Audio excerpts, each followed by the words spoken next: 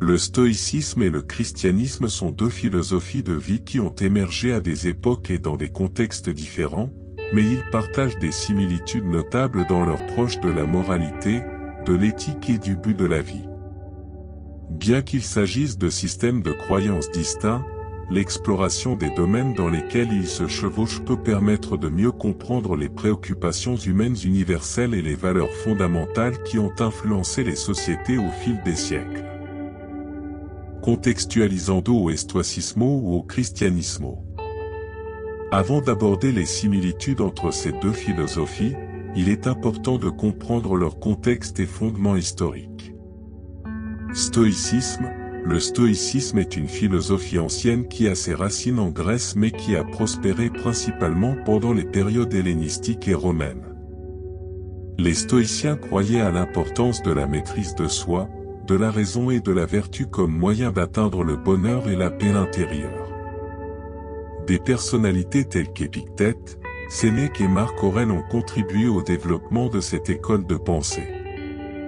Christianismo, au christianismo, por outro lado, et uma religião abrahamica que se originou no século e na Palestina como a vida o ensinamento de Jesus Cristo.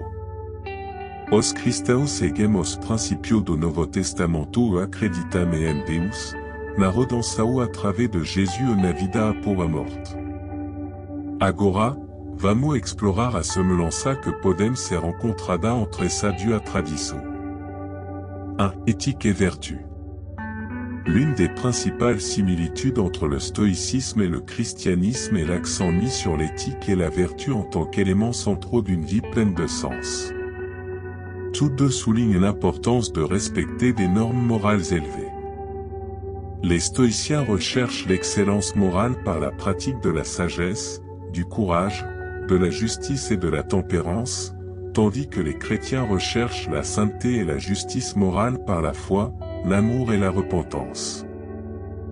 2. Acceptation de la volonté divine. Le stoïcisme et le christianisme encouragent tous deux l'acceptation de la volonté divine ou de l'ordre de l'univers. Les stoïciens croient que nous devons accepter calmement les choses que nous ne pouvons pas contrôler et nous concentrer sur ce que nous pouvons contrôler, tandis que les chrétiens enseignent à faire confiance à Dieu et à se soumettre à sa volonté, même face à l'adversité. 3. Détachement matériel. Le détachement matériel est une autre similitude entre ces deux philosophies. Les stoïciens croient que la recherche excessive de la richesse et des plaisirs du monde est futile et que le véritable bonheur réside dans la vertu et la paix intérieure. De même, les enseignements chrétiens mettent en garde contre l'idolâtrie de l'argent et du matérialisme, en soulignant l'importance de rechercher les richesses spirituelles plutôt que matérielles. 4. Compassion et amour pour les autres. Le stoïcisme et le christianisme soulignent l'importance de la compassion et de l'amour envers les autres. Les stoïciens soutiennent que nous devrions traiter les autres avec empathie et équité, en reconnaissant notre lien avec l'humanité. Les chrétiens, à leur tour, sont invités à aimer leurs prochains comme eux-mêmes et à pratiquer la charité. 5. Maîtrise de soi et autodiscipline. La maîtrise de soi et l'autodiscipline sont des vertus valorisées tant par les stoïciens que par les chrétiens.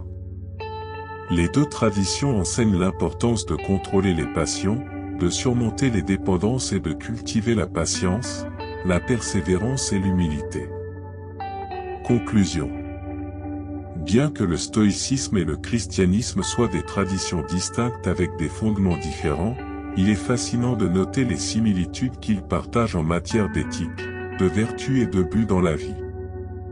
Ces similitudes mettent en évidence les préoccupations humaines universelles et indiquent que, quelle que soit la tradition à laquelle nous appartenons, il existe des valeurs essentielles que chacun peut apprécier et intégrer dans sa vie. La recherche de la vertu, la compassion et l'acceptation de la volonté divine sont des éléments qui unissent ces deux traditions et, en fin de compte, peuvent servir de guide vers une vie morale et pleine de sens.